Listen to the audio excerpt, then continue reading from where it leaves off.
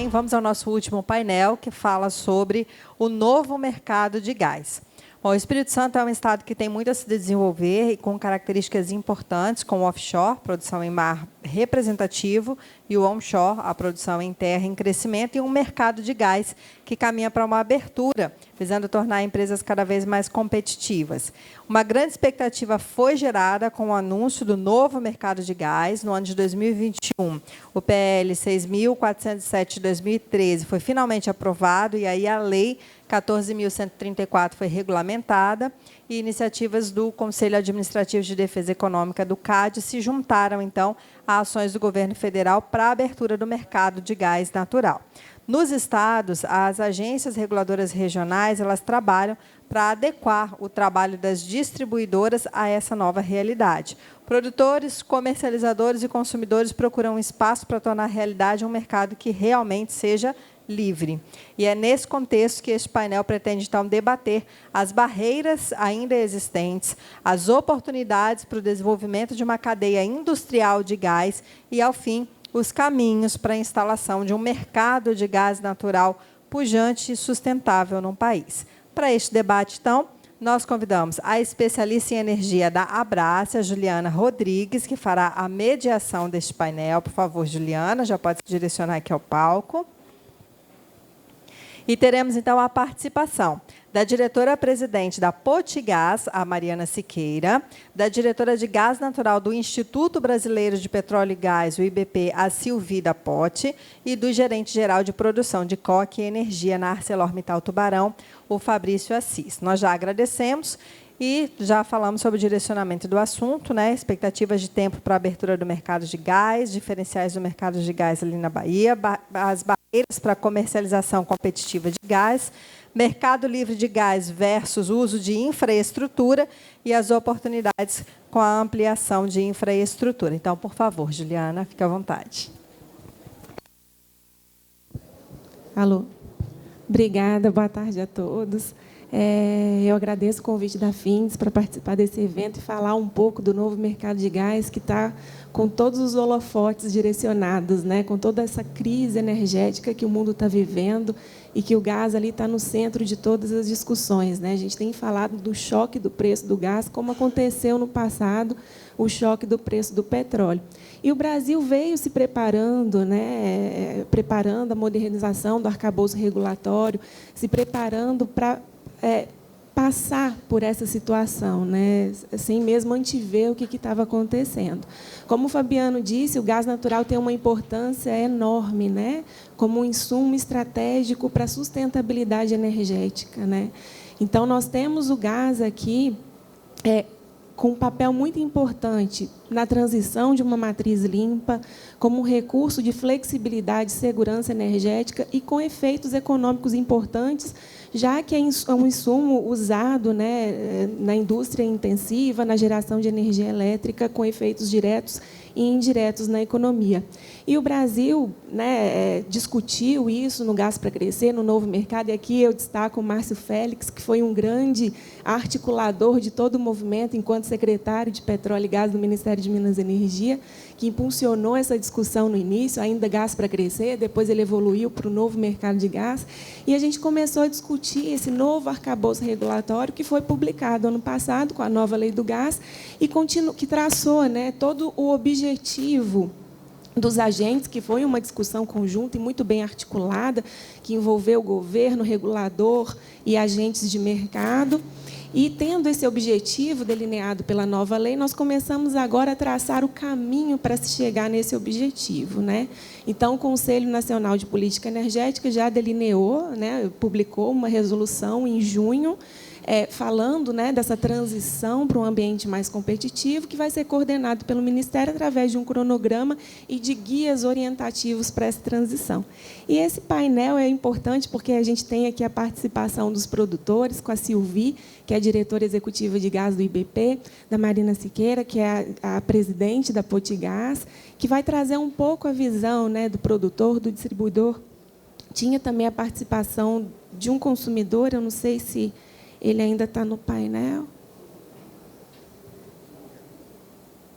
Enfim, não? Enfim, então a gente traz aqui, eu convido a Silvi para começar esse painel, a Silvi, diretora executiva de gás natural do IBP, para trazer um pouco a visão das barreiras e dos desafios na visão do produtor. Depois de mim? Não, eu fiquei sabendo agora que você é mediação. Ah, não, mas apresenta, faz a sua apresentação. Bom, boa tarde. Eu tinha entendido que a Juliana ia fazer uma apresentação e tirei um monte de slides da minha apresentação, mas tudo bem, a gente com... Faz, é bom você fazer, mas tanto faz a ordem, né? Acho que a gente se completa. Pode passar. Pode passar, acho que isso aqui vai ser distribuído, então só queria dizer aqui que o IBP tem mais de 170 membros, são 65 anos de atividade. Dentro desses 170 membros associados, temos 30 empresas de EP, pode passar, e são 27 os mais ativos, que representam mais de 90% da produção de gás natural e da produção de petróleo. E, como vocês podem ver, tem Petrobras, tem empresas grandes, internacionais, tem empresas independentes, médias e pequenas. Então, temos uma representação no IBP de todo o panorama da produção de petróleo e gás. E dos vários interesses, tanto os interesses dos produtores offshore, como os interesses dos produtores onshore.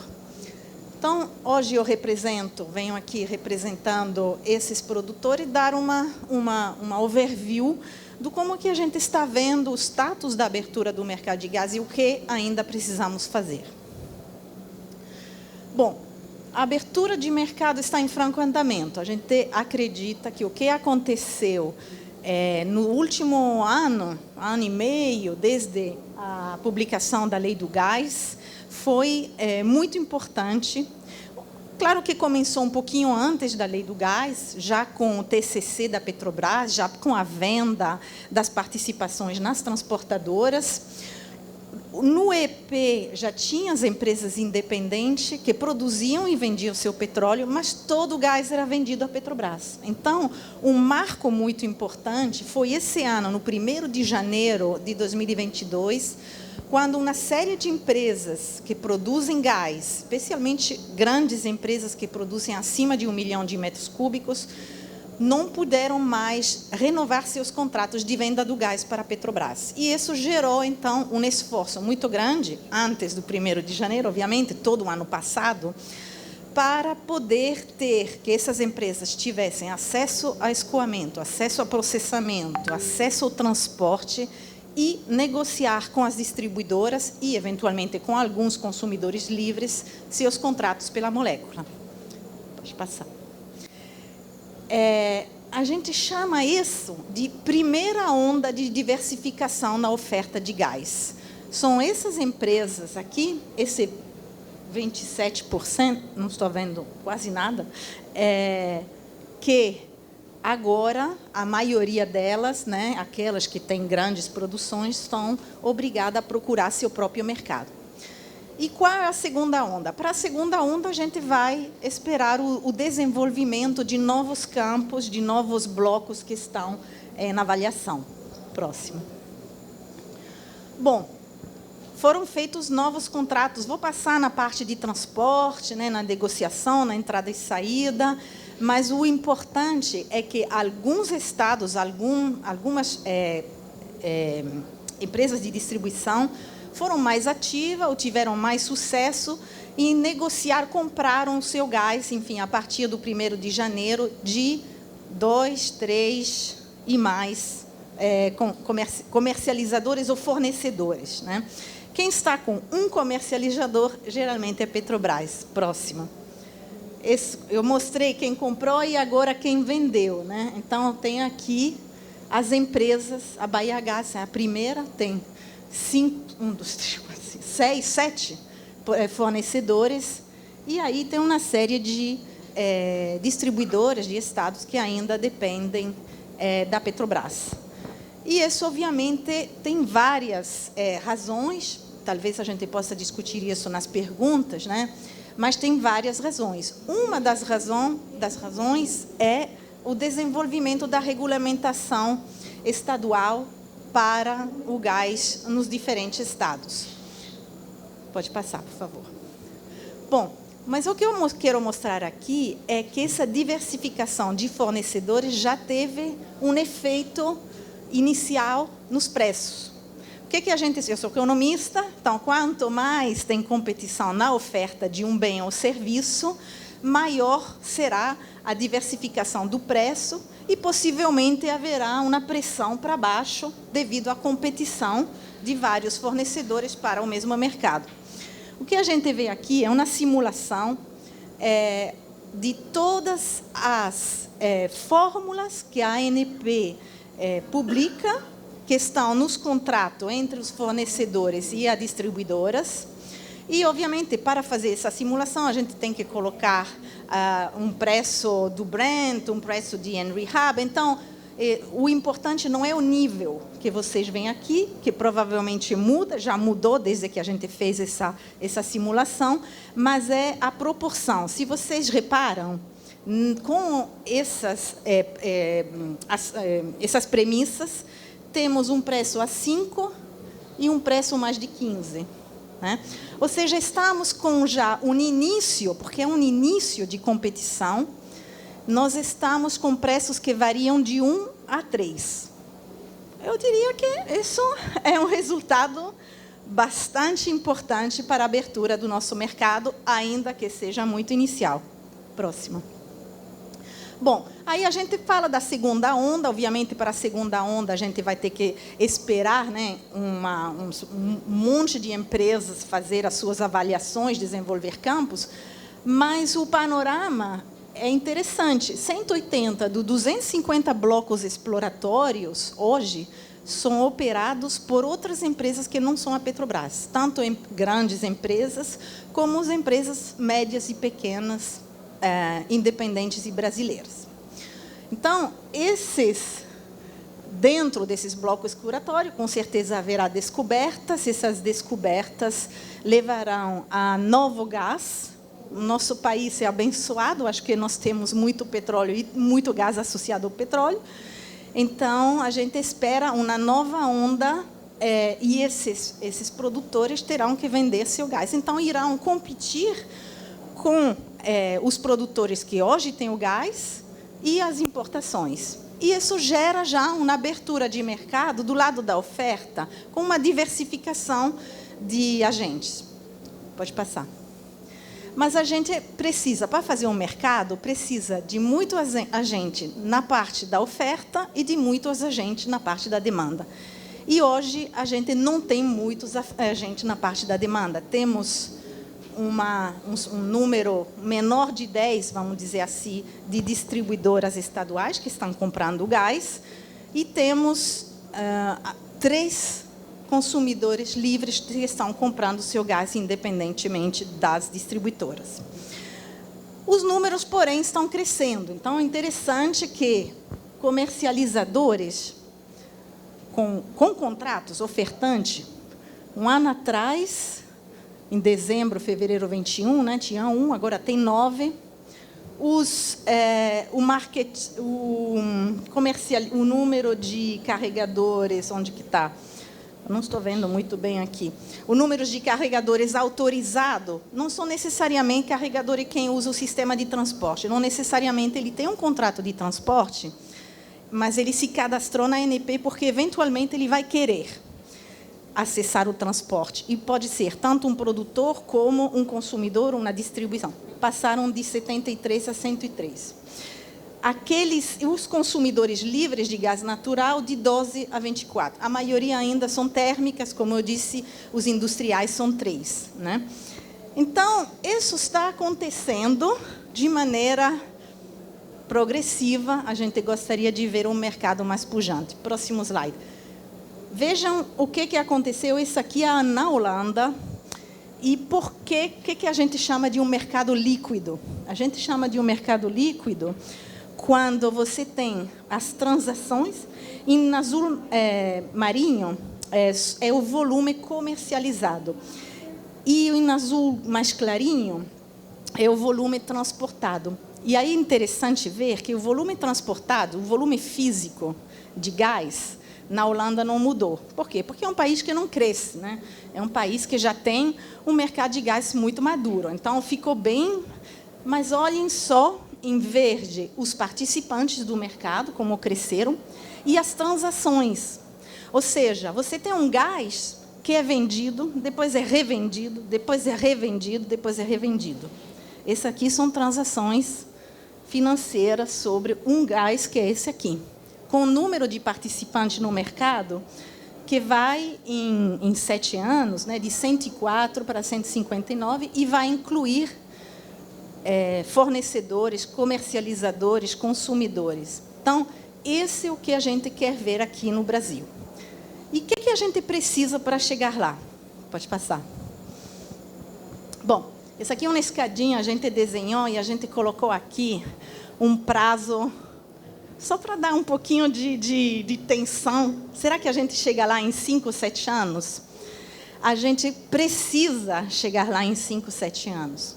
Porque o nosso horizonte, a nossa janela de oportunidade para o gás que temos aqui no Brasil, que precisamos desenvolver, tanto os gás onshore, com todos esses investimentos, né, que vocês estão colocando, como o gás offshore, que são investimentos enormes, ele não tem uma janela de oportunidade enorme. Vem lá a transição energética, talvez seja mais lenta aqui no Brasil, mas ela vem. Então, a gente tem necessidade de traçar esse caminho mais rapidamente do que fizeram na Europa. O país mais rápido, o UK, que foi o grande desbravador, né, da abertura de mercado na Europa, ele fez isso em 15 anos, com trial and errors. Ele tentou, modificou, ou seja, esse é um ponto muito importante para aqueles que fazem regulação nessa sala, é que a regulação ela não vai ser perfeita desde o dia primeiro. A regulação se faz e a regulação depois se modifica à medida que o regulador e os próprios agentes aprendem e as condições de mercado, né, mudam. Então, nós começamos com um incumbente ao longo de toda a cadeia, Petrobras, né?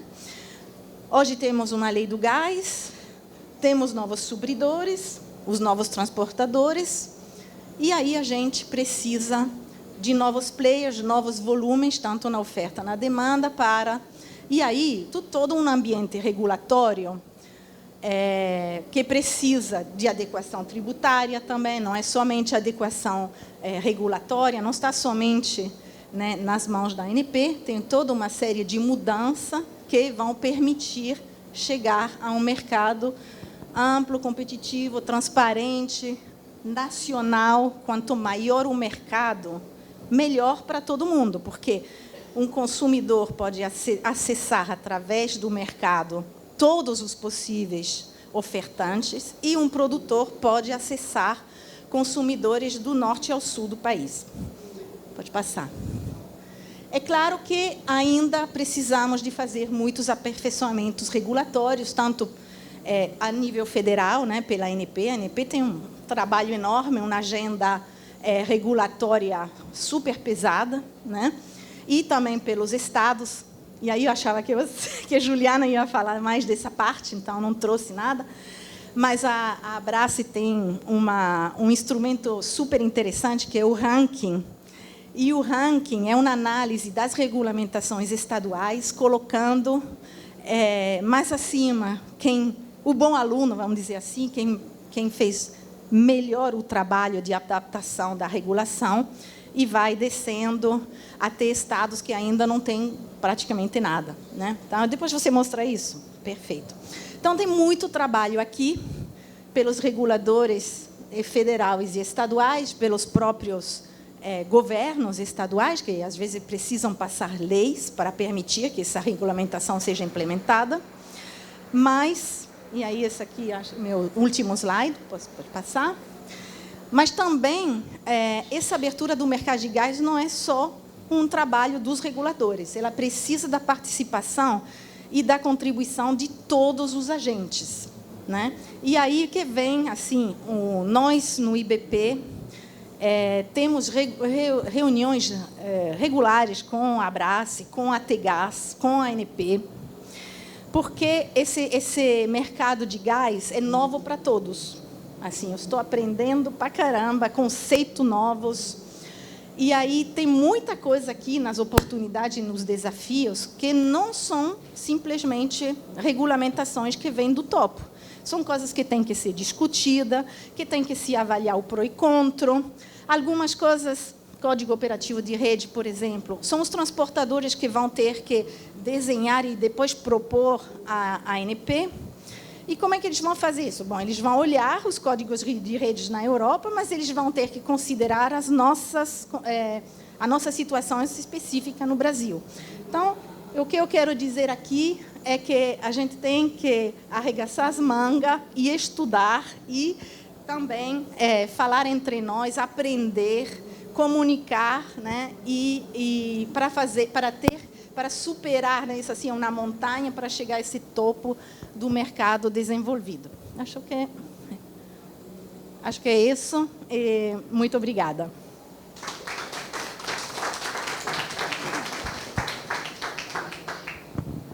Silvi, sempre brilhante, muito didática nos ensinamentos dela. É interessante, né, Silvi, esse movimento inicial da abertura, né, que a gente vê um reflexo competitivo nos preços, né, em um cenário de muito estresse internacional, né? Isso é importante dizer, porque lá em 2020, né, o preço estava ali em torno de 3, 4 dólares por milhão de BTU, agora não, agora a gente está no mercado internacional e o Brasil tem, né, seus contratos indexados a marcadores internacionais, e a gente observa o preço lá fora a 42 dólares por milhão de BTU. Então, o nosso preço, que era historicamente alto, tem ficado mais competitivo, né, do que os observados lá fora. E depois, se der tempo e a Fins me permitir, eu mostro o ranking aqui, para a gente, que Rio Grande do Norte está bem na fita. Né, Marina? Pois é, não, mas ela está bem na fita, então eu posso mostrar aqui. Então, bom, agora passando, né, para a distribuição, convidando a Marina Siqueira para falar um pouco dos desafios e das oportunidades, né, na visão da distribuidora, e já falando aqui que é um desafio, né, a gente harmonizar, e quando a gente fala harmonizar, é tornar um pouco coerente a regulação estadual com a regulação federal, porque a indústria do gás é uma indústria de rede que tem que operar em cadeia, né? Então, quando a gente não tem essa coesão regulatória, a gente acaba criando barreiras e penalidades, né, em duplicidade, empilhando custos para o consumidor, e um custo que já é alto, né? Então, Marina, pode apresentar a tua visão.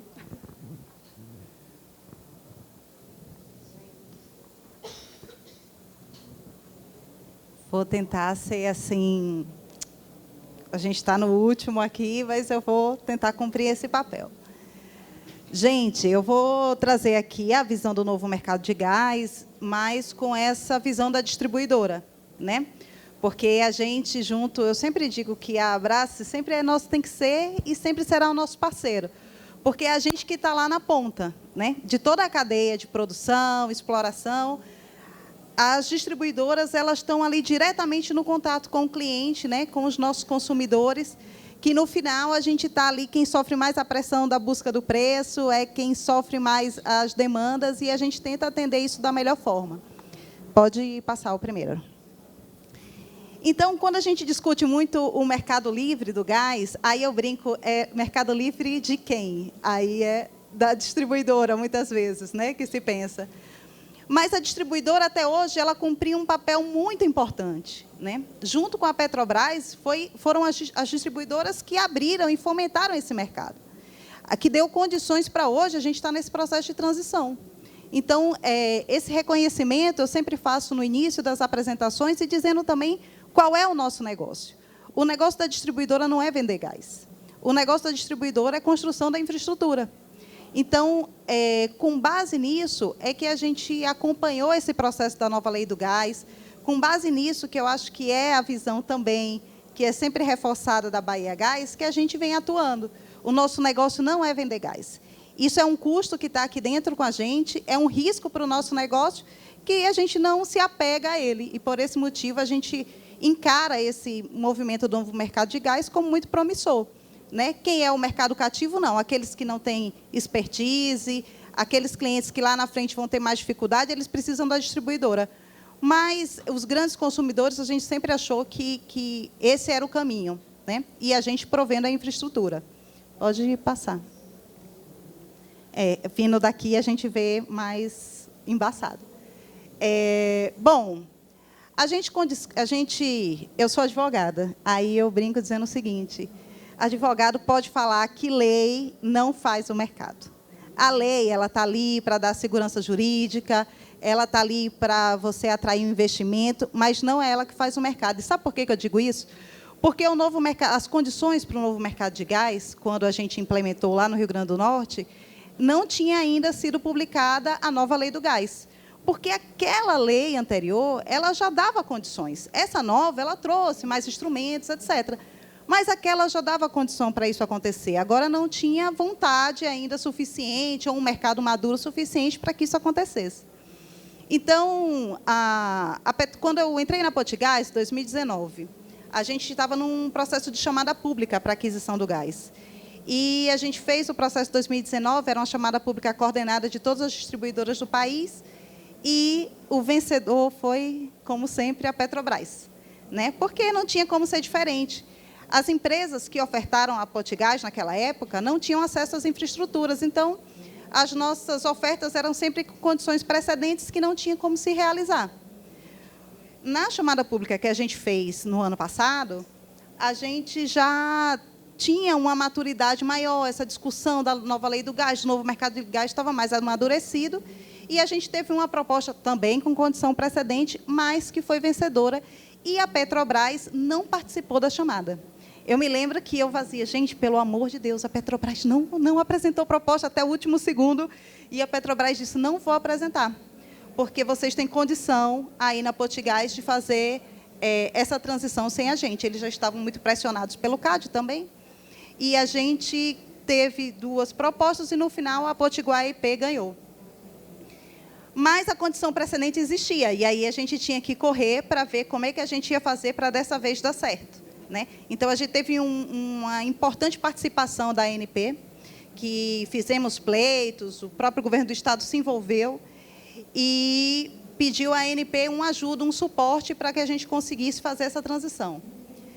Fizemos também os ajustes fiscais necessários, inclusive todo o ajuste tributário partiu primeiro do Rio Grande do Norte, que levou para o Concefaz, e aí que a gente desse condição tributária também de fazer a operação. Né? E aí a gente teve, no final do ano passado, do meio do ano passado, a assinatura desse volume, que hoje a Potigás ela tem 2 supridores, que é a Potiguar IP e a Galp. A gente diz que é um olho no gato e o outro no peixe, porque se o desenvolvimento onshore for promissor, a gente está aqui, que a gente entende que tem um custo de produção mais baixo, mas também estamos de olho no pré-sal, né? Então, a gente tenta diversificar o nosso portfólio. Pode passar mais um. Aqui eu trouxe esse quadro que mostra de como foi aquela chamada em 2019, onde a Petrobras se sagrou campeã, né? E aqui eu trago mais do Nordeste, porque é onde a gente atua.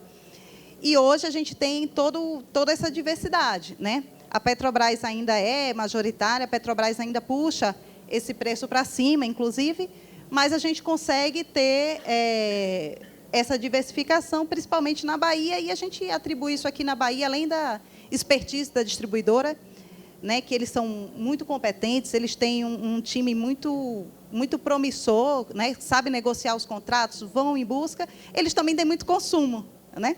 Então, aí alia esses 2 pontos. Pode passar.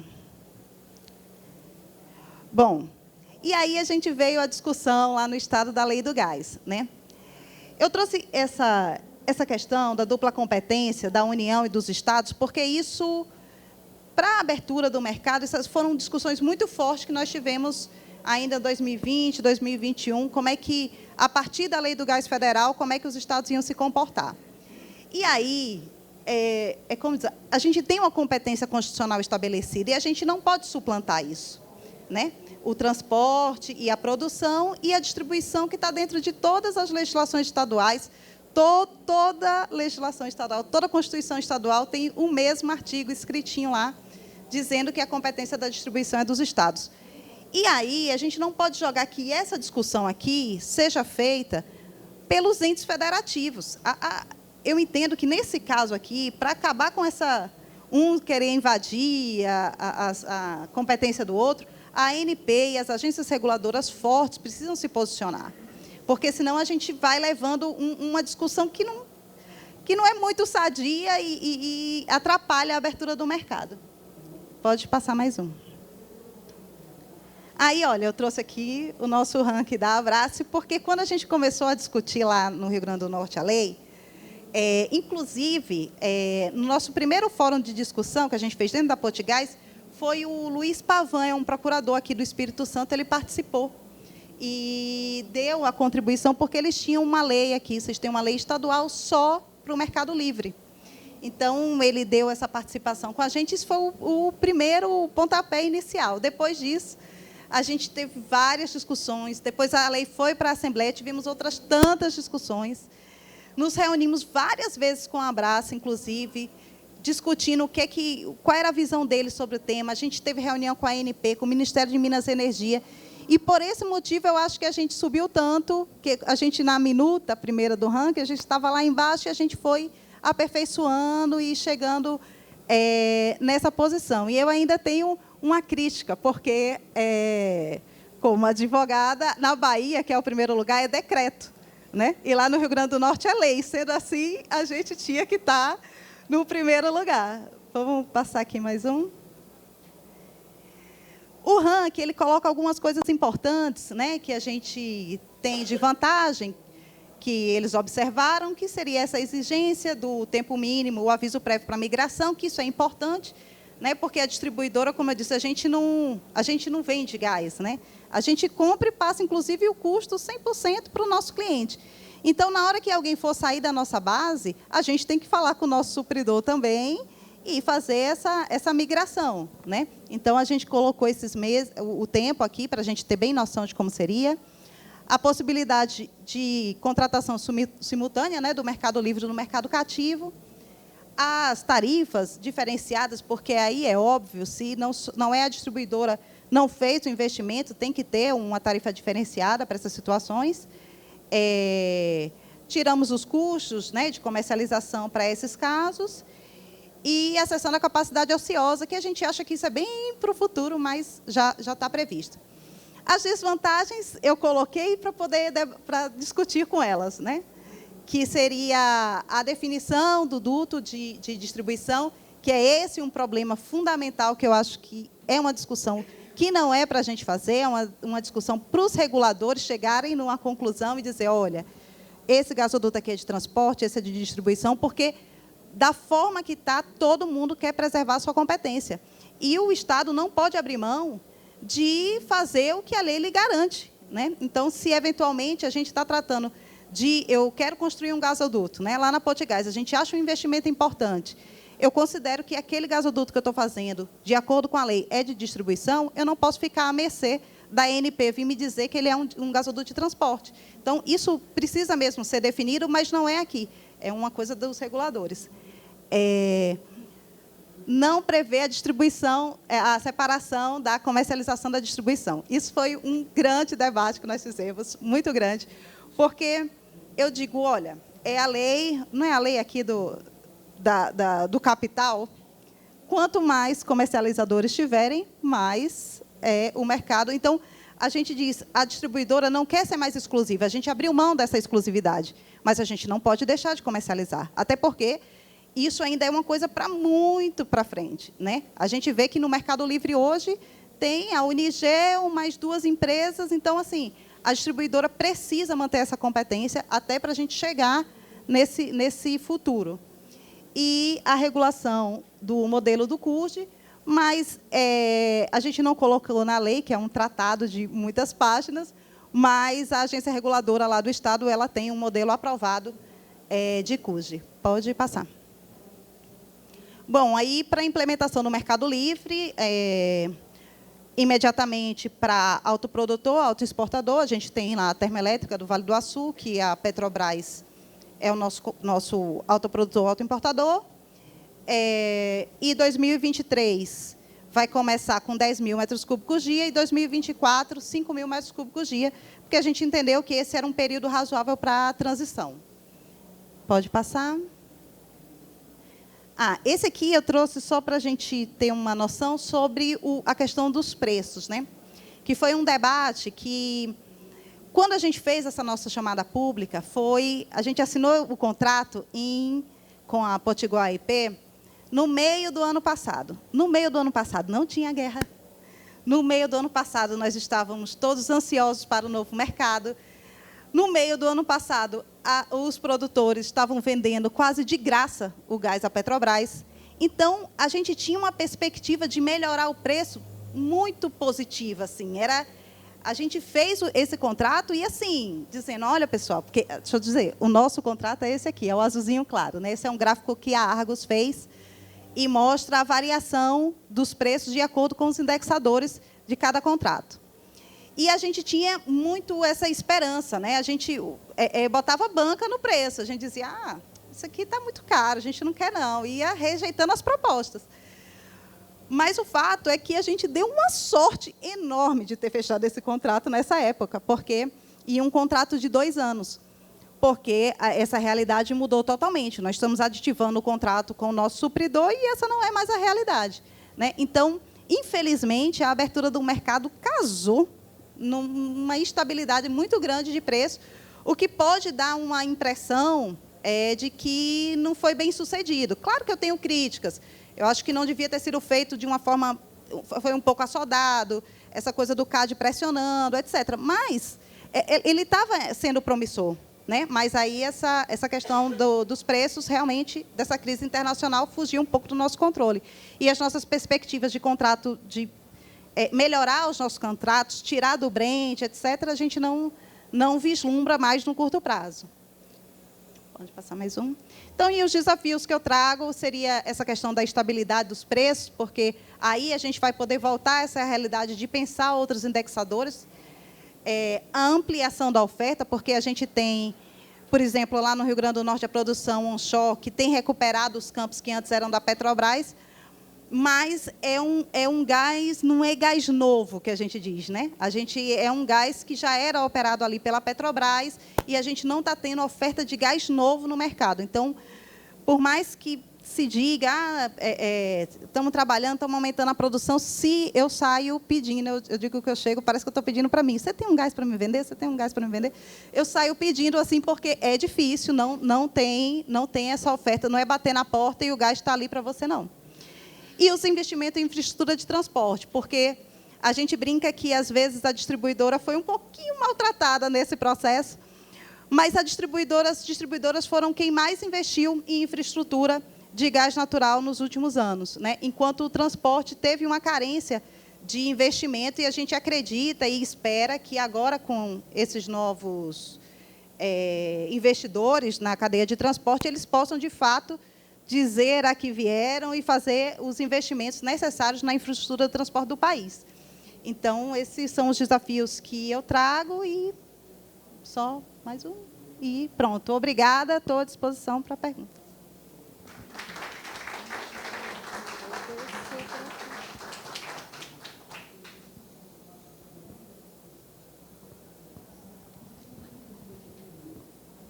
Excelente apresentação, Marina, obrigada.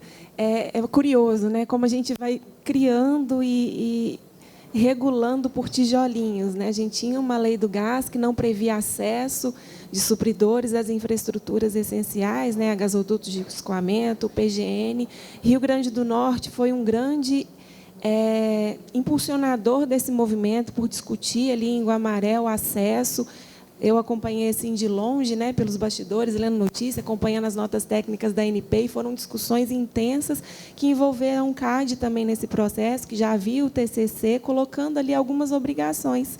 E o novo mercado de gás aconteceu muito por conta, né, dessas obrigações impostas pelo CAD, que foram assertivas, mas também que foram necessárias para que a gente iniciasse esse primeiro movimento. Eu acho que a gente está com o tempo um pouquinho apertado, eu não sei se dá tempo de a gente mostrar o ranking. Eu consulto a Fins. Posso? Você pode colocar, por favor, então,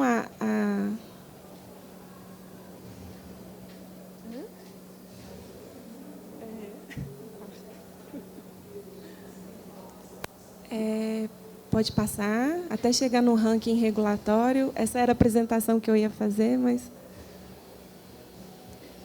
Pode passar, pode passar.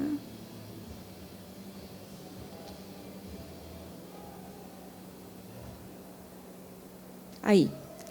Esse é um ranking regulatório da Abrace. É um ranking que parte de um modelo ideal, a partir das boas práticas regulatórias, a partir de 5 pilares, né, considerando a facilidade de migração do consumidor ao mercado livre, né, o volume mínimo exigido para essa migração, o prazo de aviso prévio, se há modelo para contrato de uso do serviço de distribuição, se há exigências de maturidade do mercado. Então, enfim, são uma série de requisitos, né, que a gente analisa cada regulação estadual a partir, né, dessa análise comparativa de um modelo ideal. Né?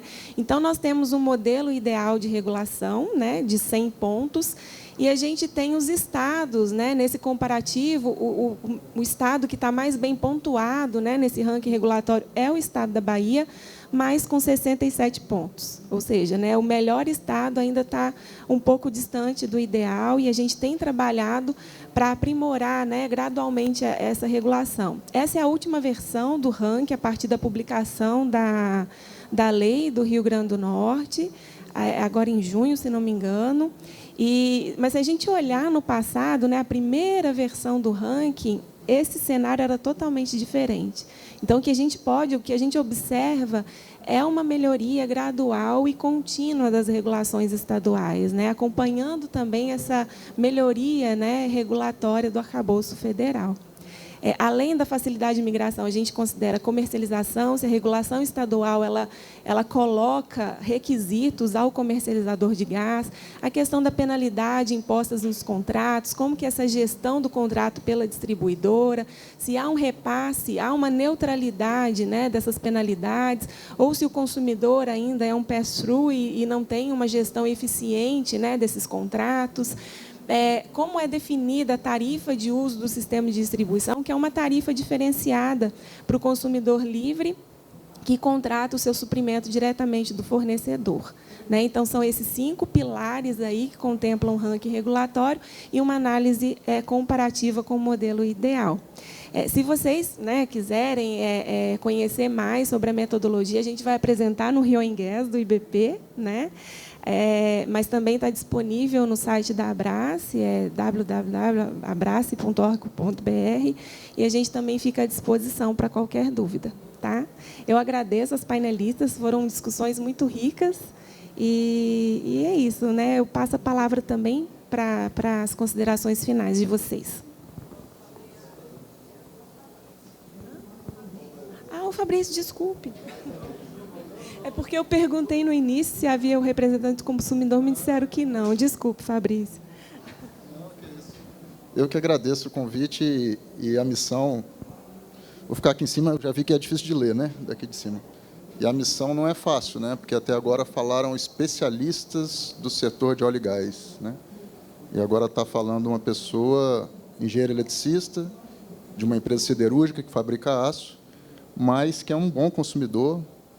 E eu acho que eu vou dar boas notícias para o mercado, né? Acho que o sonho de todo mundo que investe no mercado é ter seu produto procurado, né? Mas já falou que estava procurando gás, pedindo, eu estou igualzinho. Então vocês podem ver que são boas notícias. Eu não nem ia falar muito da empresa, até pelo adiantado tempo, né? Mas sei que tem pessoas de fora e que não conhecem a ArcelorMittal. A ArcelorMittal, bem, é um grupo mundial, é o líder mundial do mercado de aço. E tem uma unidade aqui no Espírito Santo, aqui em Serra, na Ponta de Tubarão, que é a ArcelorMittal Tubarão. É o maior site integrado de produção de aço do Brasil, capacidade de produção de mais de 7 milhões de toneladas de aço ano. Nós temos mais de 5 mil empregados próprios e mais de 5 mil terceiros diariamente. É uma empresa que roda 24 horas. Né? É uma empresa que tem, na sua base de produção, né, do aço, o carvão como uma fonte produtiva do aço, uma matéria-prima importante, junto com o minério de ferro, né?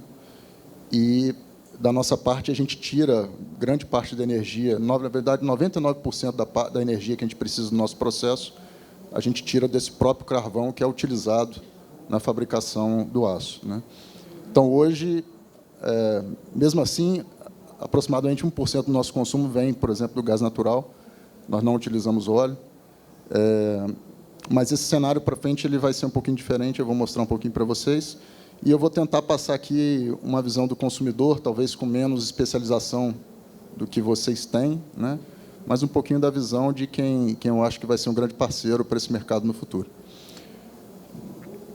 Bom, eu não falei, né? Eu sou gerente geral de produção de coque e energia, né? Coque é o primeiro produto energético que a gente faz na empresa a partir do carvão. Pode passar. Então, é o que eu estava falando, né? Já falou gente da produção offshore, aqui eu não consigo ler mesmo. Eu vou descer aqui, se vocês não se importam. Onshore, offshore, já falamos aqui bastante. Até que do escoamento e processamento não falamos tanto, mas, de certa forma, foi mencionado. Transporte também não. Distribuição falamos agora bastante, né? E eu vou dar um pouquinho da visão do consumo, né? Estou falando particularmente Estou na Findes, discutindo muito o consumo, né, com todas as indústrias aqui do Estado, mas estou falando de uma visão particular da ArcelorMittal, onde eu tenho mais conhecimento, né? E a primeira sinalização que a gente dá, né, é que a gente quer sustentar essa demanda. A gente vai mostrar isso para vocês, né, e essa vai ser a base do crescimento do mercado, e a gente vai mostrar um pouquinho para vocês. Bom, o novo mercado de gás, a sementinha começou lá em 2016, né, ainda com outro nome, 2019 usado novo no mercado como nome, 2021 aprovada a lei, e ele tem pilares que até hoje são muito atuais, são perfeitos, né? Promoção da concorrência, integração do setor elétrico e industrial, né? A indústria com um papel fundamental nisso, remoção de barreiras, que é um tópico da nossa fala hoje aqui, e também outro tópico, a harmonização das regulações estaduais e federais. Ou seja, o que precisa para isso dar certo, está no papel, né? Então, agora, acho que o caminho é a gente sustentar isso para frente. Pode passar? Falando um pouquinho do mercado industrial, né? Esse gráfico aí está até 2020, né? Mas eu só queria mostrar que a gente reconhece esse papel, né? Da importância desse consumidor, e a gente reconhece que a gente tem que demonstrar isso para vocês, né? Que a gente está apto para consumir, logicamente, como toda empresa, brasileira ou mundial mais ainda, a gente vai consumir sendo competitivo, né? Mas a gente quer estar sempre à frente dessas discussões, sempre apoiando no que for possível, sempre apoiando na parte de regulação, sempre com muito contato com a distribuidora aqui local, sempre com muito contato com a Federação das Indústrias, com outras indústrias, buscando toda a oportunidade para a gente defender essa competitividade. Pode passar? Esse dado aí, na verdade, é de um estudo do BNDES. Mesmo daqui está difícil de eu ler, espero que vocês estejam conseguindo aí, né? Na verdade, o que mostra é que nós vamos crescer muito, né? Nesse horizonte de 2040, a gente tem uma janela importante até 2050, né? A ArcelorMittal também já formalizou que, a partir de 2050, vai ser uma empresa com carbono equilibrado, né? Se houver algum consumo, ele vai ser, né, de certa forma, recuperado. E a gente tem essa janela, né? E a gente, como eu falei, a gente tem um arcabouço que começou a ser feito. Apesar de imperfeições, eu acredito que está sendo bem feito, tá? A gente mostrou o Espírito Santo no ranking ali também da regulação, né? Está sendo bem feito, a regulação não vai ficar perfeita da primeira vez, e a gente também não vai se contentar com 6, né? Para passar direto é 7. Então, tem um modelo ideal, mas a gente vai aperfeiçoando isso, né? Mas, de novo, aqui a indústria de ferro e aço, né, aparece como maior indústria aí, nesse crescimento, e a indústria química seguindo, né? Então, mais uma vez, reforça a posição da ArcelorMittal, da importância do mercado atender essa demanda. Pode passar? Falar de preço com base nisso aqui é muito complicado agora, né? Mas esse também é o dado do estudo do BNDES, publicado no início de 2021, com dados de 2020. Eu acho que a gente pode relativizar isso aqui. Basicamente, ali tem uma coluna grande ali, se eu não me engano, perto de $6 por milhão de BTU, né? Entre 6 e 8 ali. Né? Então, existe muita gente ávida a consumir a um preço competitivo, que não é esse preço mais, né? Mas a gente tem que pensar em criar um mercado e pensar na competitividade, né? Para a gente poder fazer ele crescer. Né? Foram 33 empresas que participaram, e as empresas mais pertinentes ao consumo, então, eu acredito no valor desse estudo. Tá? O estudo também apontou, com o nosso apoio, alguns desafios, eu acho que a maioria já foi falada aqui. Né? O primeiro ali que eu mencionei é a ampla concorrência real, também foi comentado aqui pelas colegas. Né? A concorrência já existe, mas ela ainda é desproporcional, não existe nova molécula praticamente. Né? Então, a gente vai conseguir um novo mercado quando isso for real, quando na prática realmente essa concorrência estiver grande. A coordenação dos agentes, eu acho que parte do que a gente está fazendo aqui é uma coordenação. Nós estamos botando as pessoas na mesma sala, né? Pegando ideias de um estado para o outro, plantando sementes, colhendo no outro ano. Né? Então, essa coordenação é muito importante e, mais uma vez, a gente quer participar dessa tarefa. Outro desafio para o consumidor, a gente vai ter que trabalhar com penalidades advindas de diferentes contratos. Né? E, quando a gente nasce com um contrato, cada empresa que nasce quer se proteger, é normal, natural, né? Mas o consumidor final ele tem que tomar muito cuidado com essa duplicação de proteção, porque, senão, ele vai ter mais penalidade do que o benefício que ele tem com um preço mais competitivo. Tá? Então, esse é um desafio. Também, a gente criar flexibilidades. Tá? Existem oportunidades de consumo que são geradas a partir de flexibilidades, né, que elas não podem... A siderurgia ela tem um consumo de base constante, mas, além disso, nós temos oportunidades de ampliar esse consumo em curto prazo. Então, fica também um desafio de manter essa oportunidade de ter isso lá, a flexibilidade lá. Né? Toda a parte de normatização, né, o tempo longo de regulação, a gente reconhece que o tempo é longo, já falamos um pouquinho aqui, reconhece que a gente pode acelerar e pode corrigir eventuais erros com o tempo. Né? Mas é muito importante que a gente não perca essa janela. Nós temos uma janela importante até 2050. O infraestrutura também foi falado aqui. Né? A gente tem, aqui no Espírito Santo, a gente tem até alguns players mais centralizados, né? E existe muita dúvida sobre a infraestrutura de atendimento para os novos padrões de consumo que a gente está prevendo para frente. A própria Findes propôs um estudo integrado aqui no Estado, porque a gente entende que tem sinergias entre os consumidores, né, e podem haver sinergia entre os produtores também. Então, essa parte da infraestrutura é muito importante. A incerteza de preço, a gente vai conviver com ela. É um desafio que não vai deixar de existir, mas ele está ali. Ele é um desafio para a gente, e a gente tem que criar um sistema que consiga... Né, a siderurgia ela aprendeu muito com isso, ela tem muitos altos e baixos, né, mas a gente tem que criar um sistema que aprenda a lidar com isso. Né. Pode passar? Bom, aqui eu vou fechar a minha fala falando do exemplo prático aqui da unidade de Tubarão, né, aqui na Serra. Como eu falei, a gente hoje praticamente é um pequeno consumidor perante o volume de energia que a gente movimenta. Né. Só de energia elétrica nós temos um parque de 500 megawatts instalado dentro dessa unidade, com gás siderúrgico. Né. Então, o volume e quantidade de gás, atendimento de fornos de reaquecimento interno com gás internos é muito grande. Mas a gente lá em 2018 já acreditou nesse caminho, então a gente investiu, na verdade, em 2017, a gente investiu no Alto Forno 3 nosso e preparou ele para o uso de gás natural. Então, é aquela primeira coluna laranja que vocês não estão conseguindo ler ali, mas nós estamos prontos para esse uso, pedindo esse gás. Eu acho até que nós estamos perto de... Nós testamos em 2018, usamos por 3 meses, foi muito boa a utilização, atingindo performance, e estamos perto aqui de começar o uso definitivo, ou se não definitivo, por um tempo um pouco mais longo, tá, desse gás. E estamos já com os investimentos aprovados para preparar o forno 1 e o forno 2.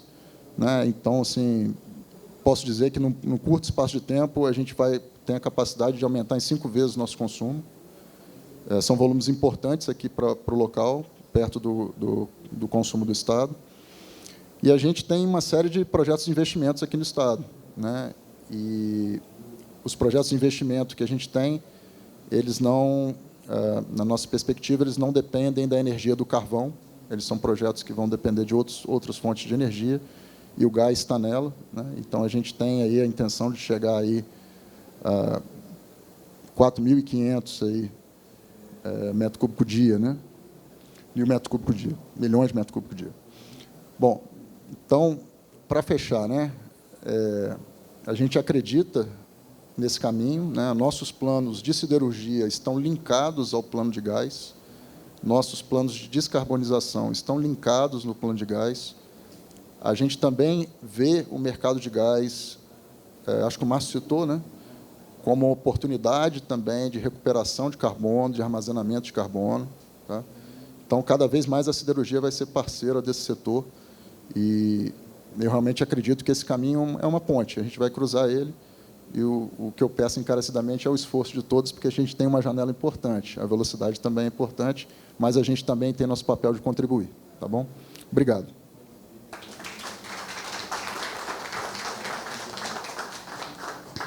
Obrigada, Fabrício. Para a indústria, né, e a Abrace, a Arcelor é uma associada da Abrace, a gente está sempre levando também essa mensagem, né? A gente acaba levando sempre essa mensagem, batendo nessa tecla, né? Existe incerteza de preços, mas não pode haver incerteza de custos, né? A gente tem que ter previsibilidade, tem que ter transparência durante o processo para que a gente possa gerir os nossos contratos de forma adequada, né? Então, passo para as mensagens finais, começo com a Silvia, depois Marina, depois Fabrício, para a gente encerrar o painel. Obrigada, Juliana. Bom, esses fóruns são sempre muito interessantes e é como você disse, né? É importante a gente trocar ideias e entender onde o sapato aperta do outro lado, né? Para poder chegar, né, numa solução juntos. Então, eu fiquei muito animada de ver que a nossa análise que a Marina apresentou é alinhada, né? Vocês... Sim, perfeito, vou ficar de pé. Então, fiquei animada por constatar que a procura que estamos fazendo está alinhada, né? Os produtores, eles querem encontrar demanda, tanto nas distribuidoras como, e sempre mais, nos consumidores livres. E os consumidores livres, distribuidores, estão procurando gás, né? Aí eu queria só refletir sobre um fato. Quando, hoje em dia, não é só mais a Petrobras, tem outros que podem importar GNL, e, bom, nos distanciando um pouquinho, por enquanto, no momento apertado do mercado de GNL, mas quando você quer GNL, você faz um pedido no mercado internacional, tem certa liquidez e você recebe esse gás. Provavelmente, dentro dos 2 meses, você consegue contratar um cargo de GNL. Na produção nacional não é assim. Quem está aqui já sabe, mas até que vocês conseguiram fazer aquele aumento, porque o campo já existia, a exploração já tinha sido feita, e era, enfim, tinha investimento a se fazer, mas não era do zero. Quando a gente tem um campo, tem um bloco exploratório, do momento que os operadores, né, o consórcio ganhou esse bloco operador, até o momento que pode declarar comercialidade e depois ainda começar a produção, podem passar 5 ou 7 anos. Esse lapso de tempo, hoje em dia, tem várias empresas que têm descobertas, ou seja, já passou tempo depois de ter a concessão do bloco, já fizeram todas as pesquisas, furaram um poço e o que mais tem que ser feito, tem descobertas. E estão numa situação hoje que precisam decidir o que fazer com esse gás. E o gás natural, por um lado, ele tem um uso também no upstream, porque, em particular, no pré-sal, a injeção de gás tem sido muito útil para a recuperação de petróleo. E, por outro lado, no mercado, o gás ele não tem um mercado cativo. Ele compete com outros produtos, com outros energéticos. Ele compete até com biomassa, ele compete com rejeito das próprias indústrias. Então, existe aqui uma equação que faz com que, eu diria assim, não todo gás produzido no Brasil irá para o mercado. Tem vezes que isso não é econômico, especialmente quando é um gás que está associado a muito CO2, como é em alguns campos do pré-sal, por exemplo, ou que está muito distante, ou que está muito profundo, ou que tem pouca pressão, então precisa de muito gás para a reinjeção. Enfim, tem uma série de razões tecnológicas que faz com que nem todo gás que está lá debaixo da terra ele vai poder ser produzido, ele provavelmente será produzido e reinjetado. E, no caso da demanda, eu entendo que nem toda a necessidade energética em todo o território do Brasil ela será coberta por gás natural. Eu não vejo, assim, nesse horizonte que ainda temos, um Brasil coberto de gasoduto como a Europa e como é os Estados Unidos, simplesmente porque não temos a capilaridade do consumo e porque somos um país abençoado por Deus, que tem muita biomassa, que tem muitos renováveis, que tem... Então, quando eu vou visitar um vilarejo no meio das águas na Amazônia e vejo todos aqueles painéis fotovoltaicos, eu sei que eles não vão usar gás. Aliás, já temos um produto, que é o GLP, que chega muito longe, e o gás ele precisa de muita infraestrutura. Então, eu queria dar assim, não quero ser pessimista, eu acho que temos ainda uma possibilidade de crescer bastante nesse mercado de gás, mas todo mundo tem que entender, eu acho que às vezes eu leio nos jornais coisas irrealísticas, que o gás ele precisa chegar de maneira econômica para competir ao consumidor, para competir com outros energéticos que estão lá no nosso mercado. E que no Brasil temos condições que encarecem esse gás. Nós não somos a Arábia Saudita, não somos o Catar, então o nosso gás é um pouquinho mais caro. Então, eu queria deixar essa mensagem, né? É claro que hoje os preços são altíssimos, não vai ficar assim, apesar que eu já vi artigos escritos sobre um choque de gás com efeitos, né, duradouros, né? Espero que não, espero que, na verdade, a demanda acabe ficando deprimida, como é sempre quando tem um choque de preço, e que a gente retorne lentamente a níveis mais aceitáveis, né? Porque nós precisamos de gás, e lá na Europa estão precisando de gás para se aquecer, né? Então, lá não tem muita alternativa, não. Então, muito além desses preços, eu acho que é uma mensagem de realidade. O nosso gás não é o gás do Catar, ele é um pouco mais caro, mas mesmo assim, e a gente tem ainda muito trabalho no desenvolvimento das infraestruturas, né? Mas mesmo assim, acho que tem um lugar para o gás nesse horizonte de 20, 30 anos, né? E com crescimento na indústria. Eu acho que a gente apontou muito no crescimento do uso do gás no setor elétrico, mas a gente viu que esse modelo tem limite, porque o gás que melhor se adapta ao setor elétrico é um gás flexível, que é o GLL. Enquanto o nosso gás onshore e offshore, geralmente, ele não é flexível, ele é associado ao petróleo e depende de investimento pesado de infraestrutura, então ele precisa de um mercado firme, o mais firme possível. Então, acho que isso é um pouco de realidade, mas não queria deprimir ninguém, né?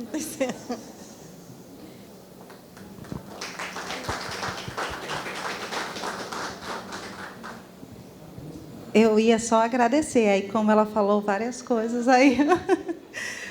Mas, gente, primeiro eu agradeço, né, a participação e dizer que eu comungo com isso, mas eu só penso uma coisa que eu vejo importante, né? A Petrobras ainda é o nosso agente dominante de mercado. Então, fica difícil a gente trazer esses preços melhores, mais competitivos, quando a gente tem o agente dominante com o preço aqui, né?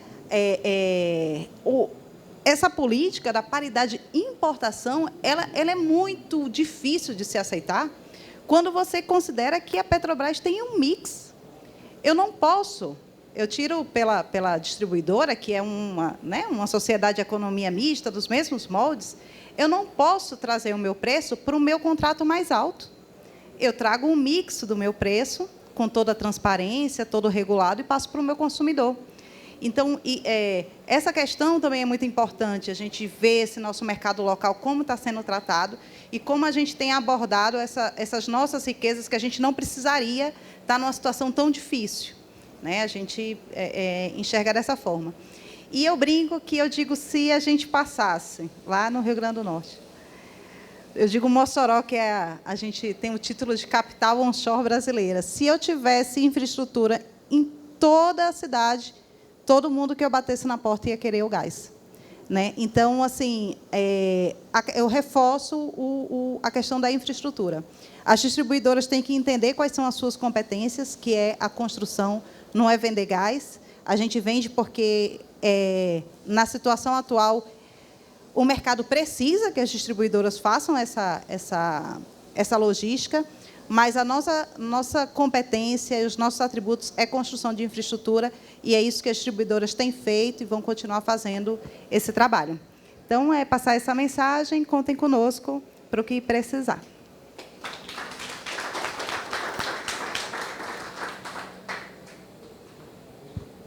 Bom, eu vou só agradecer. Agradecer e parabenizar o evento e o nível das pessoas que participaram aqui, né? E dizer que a gente está à disposição para continuar o debate, né? E me sinto um pouquinho em casa aqui com vocês. Então, por favor, convidem que nós estaremos presentes, tá bom? Obrigado.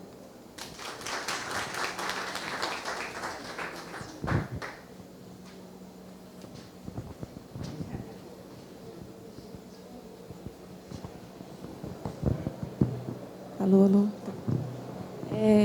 Obrigada, Fabrício, obrigada, Silvia, obrigada, Marina. Foram discussões importantes e riquíssimas nesse painel.